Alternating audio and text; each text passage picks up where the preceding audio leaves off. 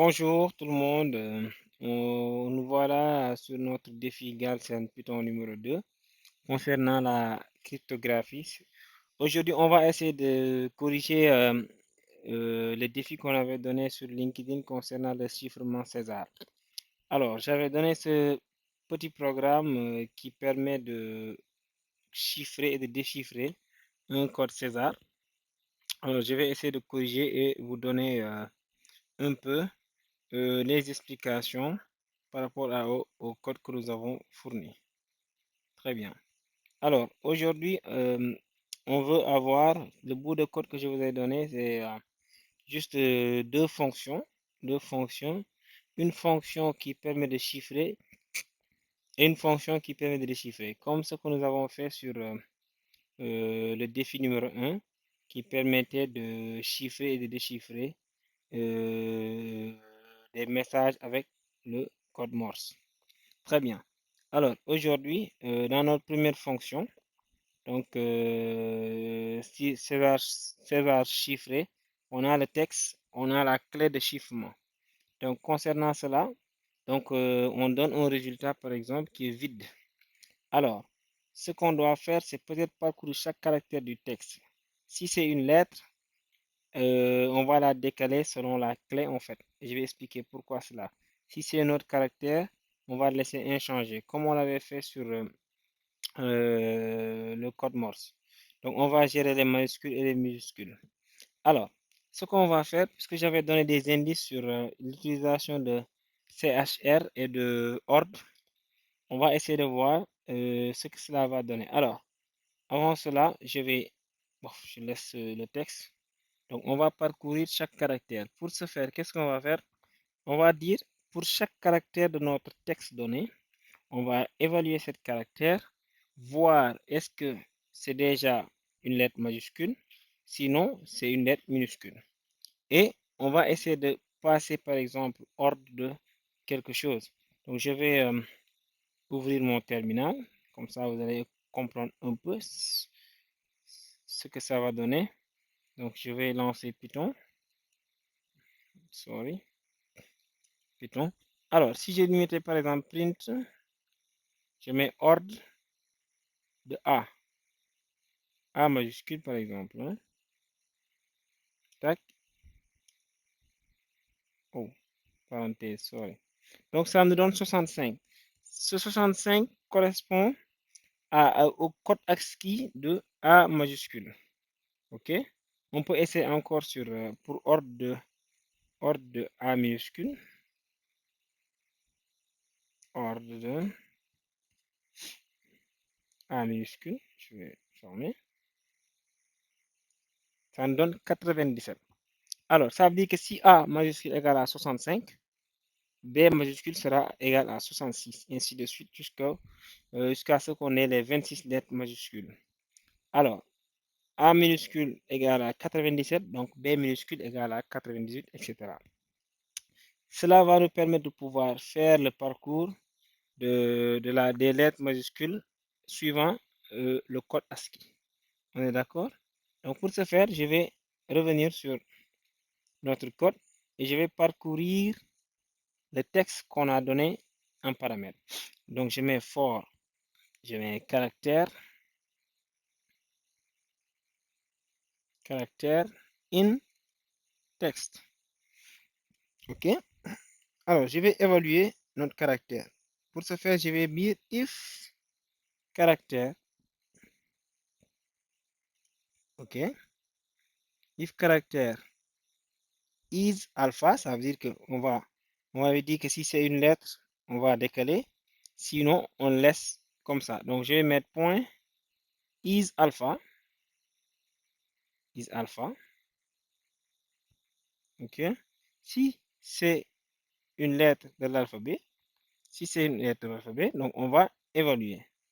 Donc, si notre caractère est une lettre de l'alphabet, qu'est-ce qu'on va faire? On va lui donner, par exemple, moi je vais dire aujourd'hui, je vais commencer par A. Je donne par exemple, la base le début de l'alphabet. Donc, je mets base égale Je mets ordre, ok, de A. Ça, c'est notre base, ok. Et c'est égal à ordre de A si et seulement si notre caractère est une lettre majuscule. Je mets if caractère point is upper. On est d'accord? Et sinon, ça veut dire que else, sinon, donc caractère égal à A minuscule. Je mets ordre de A minuscule. On est d'accord. Donc ici, on a notre base. Parce que toutes les lettres de l'alphabet, c'est-à-dire l'alphabet commence par A. On est d'accord. Alors, donc qu'est-ce que je vais faire? Je vais, comme on l'a dit, hein, je vais mettre par exemple nouveau, notre nouveau égal. Dans ce cas, je vais récupérer l'ordre, n'est-ce pas, dans le code ASCII. Je vais mettre ordre de caractère, ordre de caractère, ok. Et là, je vais dire ordre de caractère moins alpha, moins base, en fait. Moins base plus la clé. Et ça, pourquoi on le fait? Par exemple, je dis ordre de caractère moins base parce que je vais enlever, par exemple, je vais dire, on a combien de lettres? Par exemple, on a A. Par exemple, je choisis B. Donc B moins A plus la clé, ça veut dire que on va revenir sur 56 moins, par exemple, c'est 65, hein, 67, 66 moins 55, ça veut dire que on a une lettre. Et on va essayer de décaler de plus la clé de chiffrement. Et cela, si on le prend, on va essayer de diviser par 26. On récupère le modulo 26, le reste de la division, et on va encore ajouter base pour récupérer les caractères correspondants. Donc, on va voir ce que ça va donner. Donc, je pense que vous avez un peu compris la logique de ce que je veux faire. Alors, je mets ordre de caractère, moins base, ok. Et là, je vais lui donner la clé, moins base plus la clé, notre clé de chiffrement. Et une fois que cela est fait, je vais faire un modulo 26. C'est-à-dire que quand je divise par 26, je récupère le reste de cette division-là que je vais ajouter à base. Modulo 26 plus base. Si vous avez des questions, vous pouvez me poser, hein, à la fin de la vidéo sur les chats de YouTube et moi, je pourrai vous répondre. Alors, donc si je fais ceci, on a notre nouveau caractère. D'accord? Et là, je mets donc résultat. Et là, je vais mettre par exemple le résultat égal. Là, je mets, au lieu de mettre égal résultat plus, je vais mettre plus égal. Comme ça sera résultat égal à résultat plus. Donc, puisque je dois mettre plus résultat, je mets égal plus égal résultat. Donc, je vais lui ajouter caractère. Donc, une fois que cela est fait, qu'est-ce que cela veut dire? Ça veut dire que maintenant, ici, on a récupéré le code ASCII de notre caractère. Donc, pour le transformer, ça veut dire notre caractère chiffré. Donc, j'ai chiffré le nouveau, par exemple, j'ai dit le nouveau, sorry, le nouveau. Donc, vous voyez, on peut faire des erreurs comme ça, hein, de nouveau. Parce que là, nouveau sera le nouveau code ASCII récupéré au niveau de notre caractère à travers la clé de chiffrement.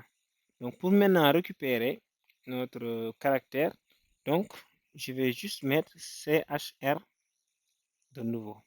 Donc, que veut dire CHR de nouveau? Revenons sur notre terminal. Donc, je reviens ici, je mets print CHR de 65.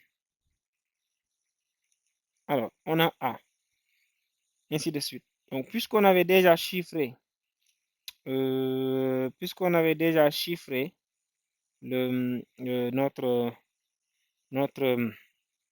clé, alors je mets CHR de nouveau. Résultat égal à CHR de nouveau. OK? Sinon, qu'est-ce qu'on va faire? On va mettre le caractère directement dans notre résultat. Donc, je mets else. Ça veut dire que on n'est plus dans alpha. Donc, je mets else. Je mets résultat plus égal caractère. Donc, c'est un caractère qu'on ne peut pas, voilà, chiffrer. Et là, je mets return résultat. Alors, donc, je vais essayer de chiffrer, par exemple, Gaussian Python, je vais exécuter.